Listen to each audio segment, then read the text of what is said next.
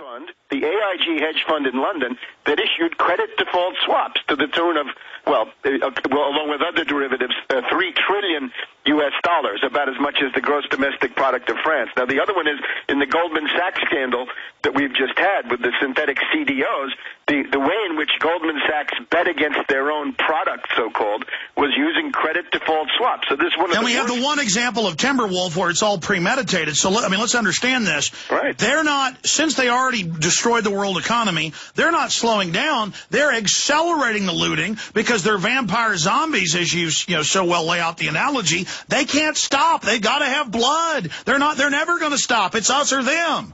Precisely. So the Germans they surprised everybody on Tuesday, the 19th of May, I guess it was, by saying it was 5 o'clock in the afternoon in Frankfurt, and they said, guess what? At midnight Central European time, naked credit default swaps are illegal on Eurozone bonds, and you're not allowed to do naked shorting of the 10 largest financial stocks in Germany, right, starting with the banks, insurance companies, reinsurance, and so forth. And the reason for this is that the speculative attack of the hedge funds, of the various Soroses and Greenlight Capital and the rest of them, is done through credit default swaps. It's a very efficient way to get a big panic going for a very small investment. And Germany understands this is economic warfare. They're not going along with it. So this is a huge development. Precisely. So and they've got a bill in the parliament now which says there's no naked shorting of any German stock, any stock primarily listed on a German exchange, no naked shorts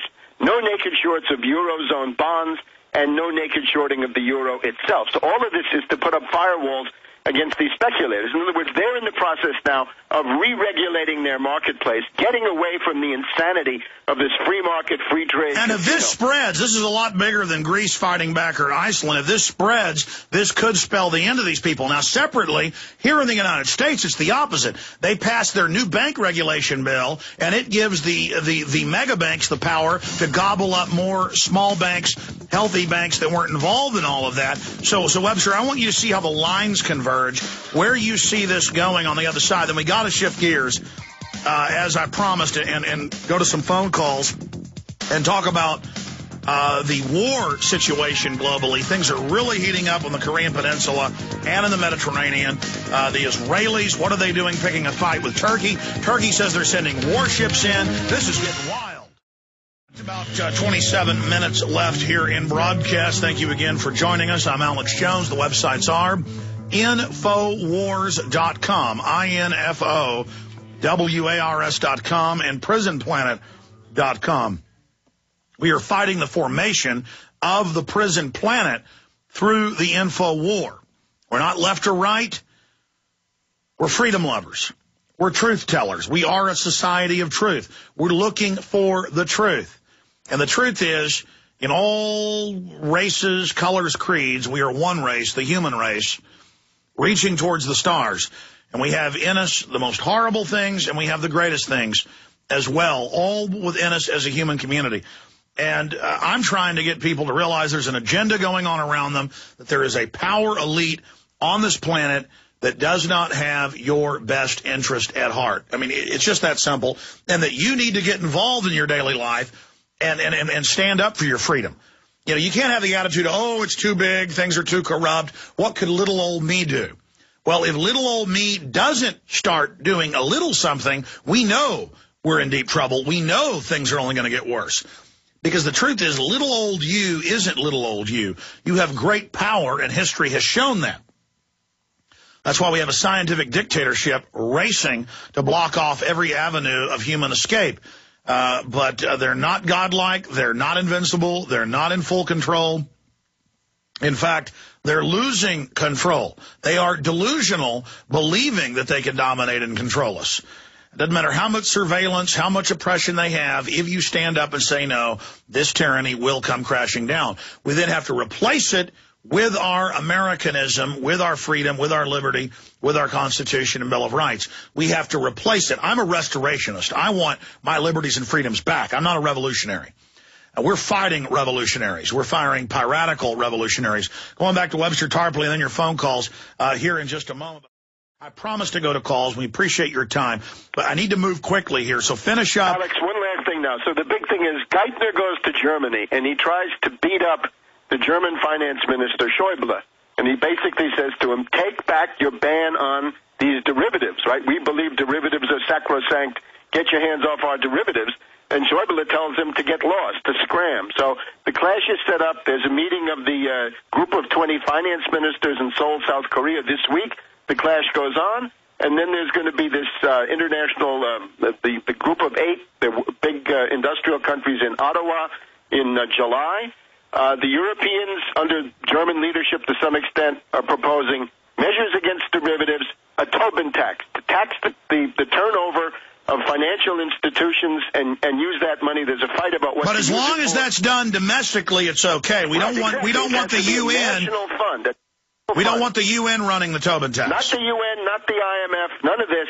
The countries need it. Everybody says, oh, there's a deficit crisis in all these countries. And finally, rules against hedge funds, because we've had enough of these hedge funds. So the basic idea is, you're hearing a lot of people say, this is a crisis of the welfare state. That is absolute baloney. The Greeks have 18% unemployment. They have 20% poverty. Spain has 20% unemployment. The IMF comes in and says, you guys are profligate. We have an austerity program for you. You're going to get gouged. We give the money to the bailouts, because as you correctly point out, the bailout of Greece is really a bailout of French and German banks, not of Greece at all. So what is failing is this globalized casino economy of derivatives, hedge funds, and hot money. That's what's failing. Well, Webster, let's go back to 19 months ago, back in October. They said we need these trillions of dollars, or the entire economy is going to go into a depression. It's to unfreeze mortgages. And then the next day, literally, they say, we're not spending it on that now. Right. We're not going to tell you where it's going. But I mean, just briefly, how do you see the power structure breaks? Because we saw the concerted bailout a year and a half ago. Now we see fissures cracking here.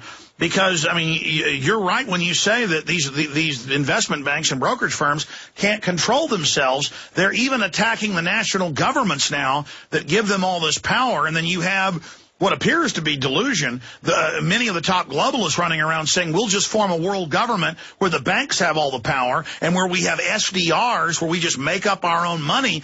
But then you have Brzezinski, and I want to get your take on this 2 weeks ago, saying, look, for the first time, the whole world is awake to us. We're in trouble. So it appears that they are having trouble in their concerted actions and that the wheels are beginning to come off. So what do you say about Brzezinski? I think we're headed towards a world now where in the immediate short run, you're going to have two blocks. There's going to be the derivatives block. The people who say derivatives are the basis of human civilization. That's the U.S. and the British. Then there's the anti-derivatives bloc saying, no, as Schäuble says, production of goods and services has to be the basis of human civilization, not derivatives. Ultimately, the plans of these globalist thinkers that you point to, they are insane, because what they will get is not a world government. They will get the breakdown of human civilization. They'll get warlords. They'll get chaos. They'll get death on a vast scale. They will not get some kind of an orderly descent into a dark age where they think that they can continue with some worldwide dictatorship of the United Nations or whatever. And by the way, they've said that. I mean, you've read their own documents. We're interviewing you for the next film on this subject. But they want a global eugenics Malthusian capital where we're literally in loincloths, those that they allowed to live, while they fly above us like Skynet with drones. I mean, they make these... It doesn't work. It will never work this way. In other words, they will lose control of everything long before that. The problem is, this existing ruling class of financiers, because that's who they are, right? Wall Street, City of London, people. They drank their own Kool-Aid because they rule the world, and they believe that their power is eternal.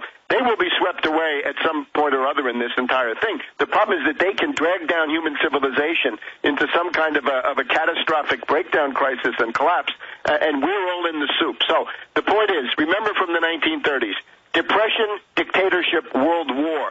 We're still in the depression phase. If you fight to stop the depression with a recovery program, you can avoid the dictatorship phase and you can avoid the world war phase. But you've got to fight the depression. You can't say, let the free market take care of it, balance the budget. That is absolutely suicidal nonsense. Well, I mean, there's no doubt this is not a free market. This is crony, insider capitalism. But now, Webster, let's move very quickly now because I promised to go to these calls and get your take on their questions. To me, I mean, we've been expecting a war, at least a regional war. All these big think tanks say we need a war during these crises. We need a war right now as a political diversion. We see the North Korea situation. We see the Gaza flotilla. What is going on here from your research? What do you see happening? Well, I think the main thing that you see is, first of all, that the world depression behind the scenes is destroying countries. If you look at what happened in Thailand, I think that's an example of a country going into a breakdown crisis because of the collapse of the world economy around it. In other words, the multiplication of failed states. Now, the other thing concerning maybe the Middle East and Iran in particular, you can see that the U.S. is losing world domination at a very rapid rate.